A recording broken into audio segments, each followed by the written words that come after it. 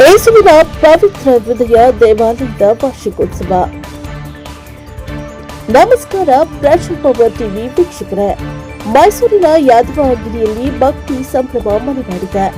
ಮೈಸೂರಿನ ಯಾದವಗಿರಿಯಲ್ಲಿರುವ ಯೇಸುವಿನ ಪವಿತ್ರ ಹೃದಯ ದೇವಾಲಯದ ವಾರ್ಷಿಕೋತ್ಸವ ಜೂನ್ 18ರಿಂದ 21ರವರೆಗೆ 4 ದಿನಗಳ ಕಾಲ ಆಚರಿಸಲಾಗ್ತಾ ಇದೆ.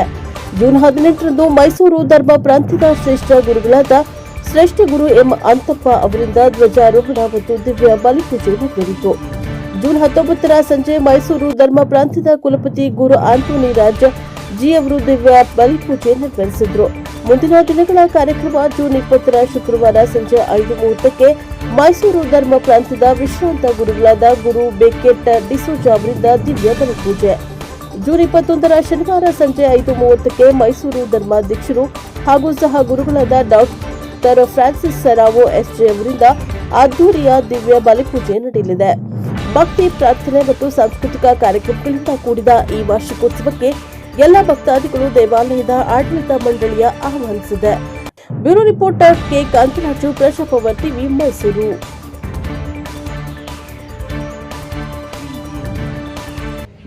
ಇದು ನಾನು ಇಲ್ಲಿ ಯೇಸುವಿನ ಪವಿತ್ರ ಹೃದಯ ದೇವಾಲಯ ಯಾದವಗಿರಿ ಈ ಒಂದು ಚರ್ಚ್ನ ಧರ್ಮಗುರುವಾಗಿ ಕಾರ್ಯನಿರ್ವಹಿಸ್ತಾ ಇದ್ದೀನಿ. ಈಗ ನಾವು ವಾರ್ಷಿಕ ಮಹೋತ್ಸವದ ಸಂದರ್ಭದಲ್ಲಿದ್ದೇವೆ. ನಾವು ಬಂದು ಈ ಧರ್ಮ ಕೇಂದ್ರದ ಅಂದರೆ ಈ ಚರ್ಚ್ನ ವಾರ್ಷಿಕ ಸಂದರ್ಭದಲ್ಲಿ 21ನೇ ತಾರೀಕು ನಾವು ಈ ಒಂದು ವಾರ್ಷಿಕೋತ್ಸವವನ್ನು ಆಚರಿಸುವಾಗ ಕಳೆದ ನಿನ್ನೆ, ಇವತ್ತು ಮತ್ತು ನಾಳೆ 3 ದಿನಗಳು ಇದರ ಸಿದ್ಧತೆಯ ಅಂಗವಾಗಿ ವಿಶೇಷ ಪ್ರಾರ್ಥನೆ ಮತ್ತು ಬಲಿಪೂಜೆಗಳು ಇಲ್ಲಿ ನೆರವೇರ್ತವೆ. ಅಷ್ಟು ಮಾತ್ರವಲ್ಲ, ಈ ಒಂದು ಚರ್ಚ್ಗೆ ಸೇರಿದಂತಹ 222 ಕುಟುಂಬಗಳಿವೆ. 222 ಕುಟುಂಬಗಳು ಸಹ ಒಟ್ಟಾಗಿ ಅವರು ಸಹಕಾರದಿಂದ ಈ ಹಬ್ಬವನ್ನು ವಿಜೃಂಭಣೆಯಿಂದ ಮಾಡಲು ಎಲ್ಲರೂ ಸಹಕರಿಸ್ತಾ ಇದ್ದಾರೆ. ವಿಶೇಷವಾಗಿ ವಿದ್ಯುತ್ ದೀಪಾಲಂಕಾರ ಆಗಿರ್ಬೋದು, ಎಲ್ಲ ಚರ್ಚ್ನ ಒಳಗಡೆ ಡೆಕೋರೇಷನ್ ಆಗಿರ್ಬೋದು. ಇಲ್ಲಿ ಒಂದು ಕಮಿಟಿ ಇದೆ, ಕಮಿಟಿಯವರು ಸಹ ಇಲ್ಲಿ ಒಂದು ಒಳ್ಳೆಯ ರೀತಿಯಲ್ಲಿ ಸಹಕಾರವನ್ನು ಮಾಡ್ತಾರೆ.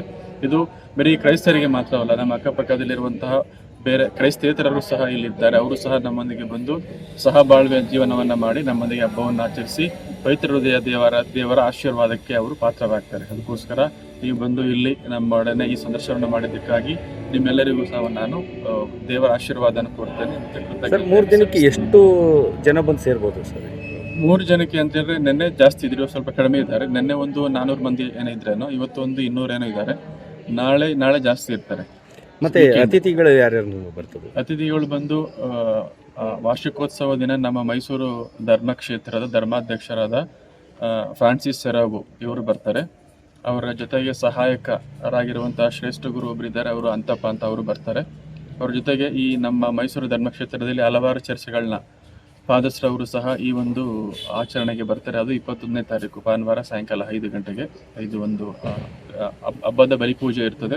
ಬಲಿಪೂಜೆ ಆದಮೇಲೆ ಅಲಂಕೃತ ಮೆರವಣಿಗೆ ಇರ್ತದೆ. ಯಾದವಗಿರಿ ಈ ಒಂದು ಪ್ರವೇಶ ದ್ವಾರಗಳೆಲ್ಲ ಹೋಗಿ ನಾವು ಬರ್ತೀವಿ. ಒಂದು ಸುತ್ತ ಎಷ್ಟೊತ್ತಿಗೆ ಸ್ಟಾರ್ಟ್ ಆಗುತ್ತೆ ಸರ್? ಅದು ಸಾಯಂಕಾಲ 5 ಗಂಟೆಗೆ ಬಲಿಪೂಜೆ ಇರ್ತದೆ. ಒಂದು 6:30-7 ಗಂಟೆಗೆ ಮುಗಿದು 7 ಗಂಟೆಯಿಂದ 8 ಗಂಟೆ ತನಕ ತೇರು ಇರ್ತದೆ. ತೇರು ಹೋಗಿ ತದನಂತರ ಎಲ್ಲ ಅವರಿಗೆ ಇಲ್ಲಿ ಭೋಜನ ವ್ಯವಸ್ಥೆಯನ್ನು ಸಹ ಮಾಡಲಾಗಿದೆ. ಬಂದಂತ ಎಲ್ಲ. ಅದು ಯಾವ ದಿನ ಸ್ವಲ್ಪ ಹೇಳ್ಬಿಡಿ. ಭಾನುವಾರ, 21ನೇ ತಾರೀಕು ಭಾನುವಾರ ಸಾಯಂಕಾಲ 5 ಗಂಟೆಯಿಂದ 9 ಗಂಟೆ ತನಕ ವಿವಿಧ ಕಾರ್ಯಕ್ರಮಗಳು ಇರ್ತದೆ ಇಲ್ಲಿ. Thank you. ನಡೆಯುವಂಥ ಒಂದು ಕಾರ್ಯಕ್ರಮ ಭಕ್ತಿ ಕಾರ್ಯ.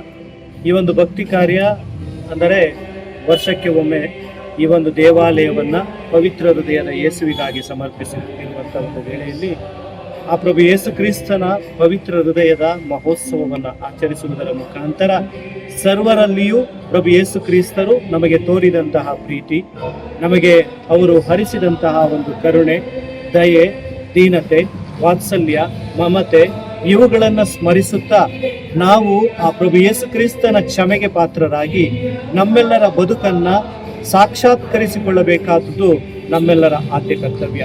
ಇದಕ್ಕಾಗಿ ಈ 3 ದಿನಗಳ ತಯಾರಿಯಲ್ಲಿ ನಾವು ತೊಡಗುತ್ತೇವೆ. ನಿನ್ನೆಯಿಂದ ಇವತ್ತು ಮತ್ತು ನಾಳೆ ಆ ಒಂದು ತಯಾರಿಯ ಕಾರ್ಯಗಳಲ್ಲಿ ನಾವು ತೊಡಗುವುದರ ಮುಖಾಂತರ ನಮ್ಮನ್ನೇ ನಾವು ಈ ಹಬ್ಬವನ್ನು ಆಚರಿಸಿಕೊಳ್ಳುವುದಕ್ಕಾಗಿ ಆಧ್ಯಾತ್ಮಿಕವಾಗಿ ನಮ್ಮನ್ನು ಸಿದ್ಧತೆ ಮಾಡಿಕೊಳ್ಳುತ್ತಾ ನಮ್ಮಲ್ಲಿರುವಂತಹ ನ್ಯೂನತೆಗಳನ್ನು, ನಮ್ಮಲ್ಲಿರುವಂತಹ ಆ ಒಂದು ಪಾಪಕೃತ್ಯಗಳನ್ನು ಆ ದೇವನು ಕ್ಷಮಿಸುತ್ತಾನೆ ಎಂಬ ದೃಢ ವಿಶ್ವಾಸದೊಂದಿಗೆ, ನಂಬಿಕೆಯೊಂದಿಗೆ ಆ ದೇವನಲ್ಲಿ ಪ್ರಾರ್ಥಿಸುತ್ತಾ ಆ ಪ್ರಭು ಯೇಸು ಕ್ರಿಸ್ತನ ಹೃದಯದ ಮಹೋತ್ಸವವನ್ನು ಆಚರಿಸುವಾಗ ಆ ಕ್ರಿಸ್ತ ನಮಗೆ ತೋರಿದ ಪ್ರೀತಿ ಬಹಳ ಮುಖ್ಯವಾದುದು.